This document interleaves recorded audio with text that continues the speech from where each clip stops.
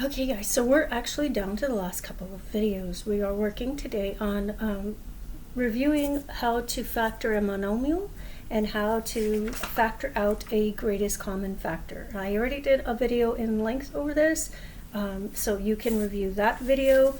I want to say that was lesson 33, perhaps, maybe 33. But if you need to review that, you can go back and review it, or you can let me know and I can go over that with you.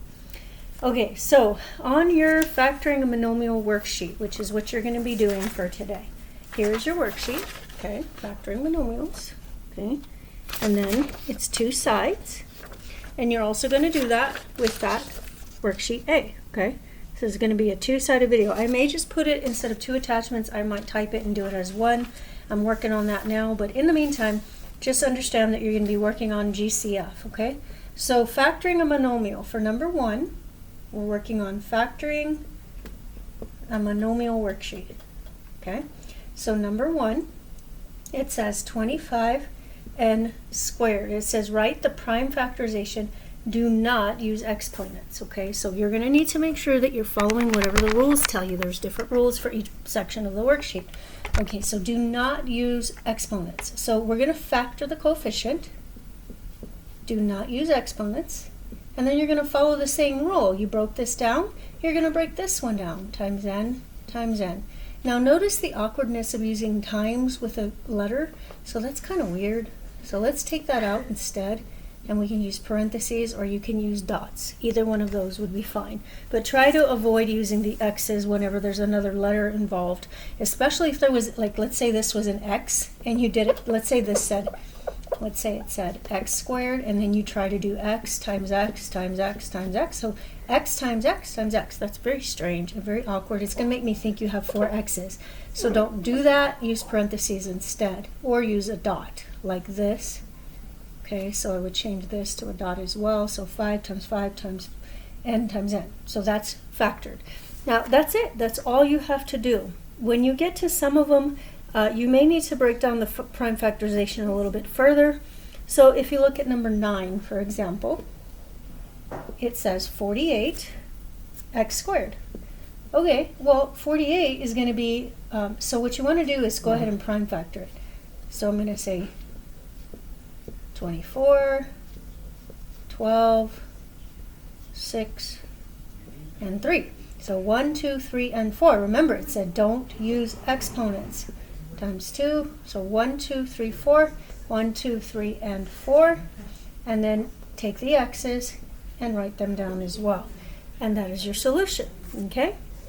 That was for number 9. Now, oh, I forgot my 3, didn't I? Okay, so let me put the 3 in there. There we go. Times 3 times x times x. There you go. So that's your solution.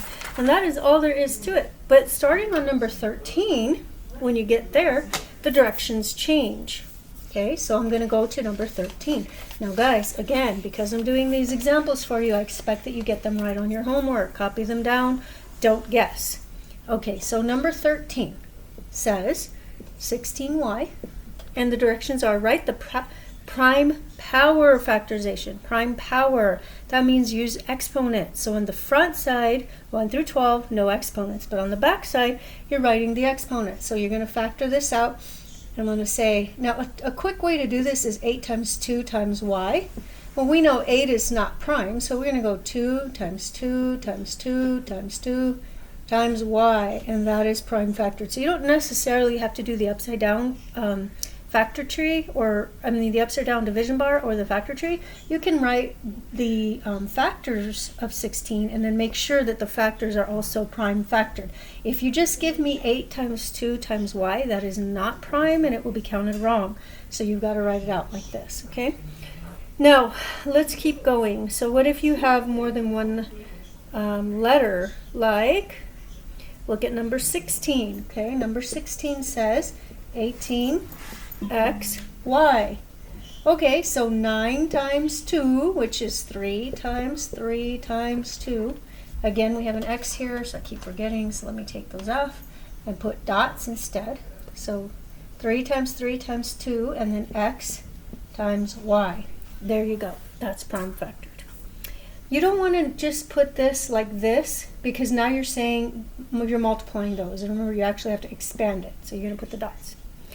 All right, as far as worksheet A, which is the second part of your worksheet, okay, the directions change. It says factor the greatest common factor. So here we're not factoring them, we're writing the prime factorization. Now we're going to switch gears and we're going to factor the greatest common factor. Okay, so let me take a look and see where that the lesson was in the book, and that way you can have a reference. Okay, so that was actually going to be your reference is going to be lesson 34 and 35, where I discuss, the videos discuss greatest common factor and factoring the factor. So you can rewatch those videos if you need to. Those will be more in depth. Okay, let's start with the simple one, number 1. Remember, this says to factor the greatest common factor. So n squared plus 2n. The way we factor the greatest common factor is we start with the coefficient. So we have a 1 and a 2. These do not share anything except 1. So we know that the GCF is going to be 1. Okay.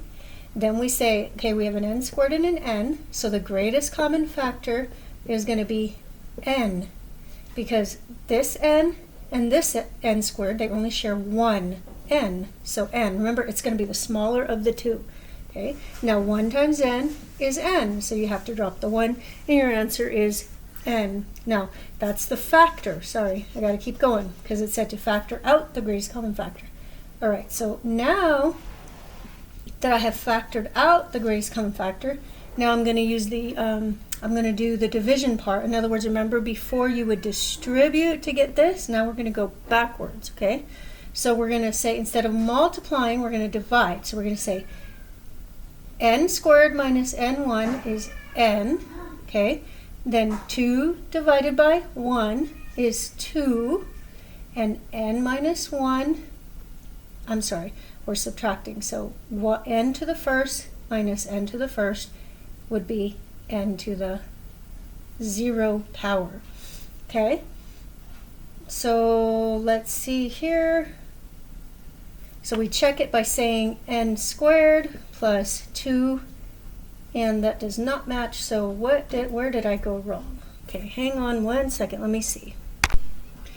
Okay, so I have not yet simplified it. That's why it's not correct. Okay, so we're going to say, now I'm going to simplify. This is going to, so let me back up a second. Let me start back over here so I can reiterate since I got distracted. So we found the greatest common factor was n. Okay, then we're going to put 2 terms inside because there's 2 terms here. Then we're going to divide, which the rules for division of like terms are subtract. So we're going to say 2 minus 1 leaves n. Then we're going to say 2 divided by the 1 is 2. And then we're going to say n minus 1 is n to the 0. So those are your terms. Now you want to simplify. So this is anything times itself. N plus 2. Remember n, this is 2 to the first power, so that's 2. Okay, so the answer is n parentheses n plus 2. Okay, here's your answer. Okay, let me do another one. Let's look at number 2. Okay, number 2 says 10. Actually, before I do it, let me stop and pause the video so I can get you a couple more examples done. Okay, I'm going to get you to the second video.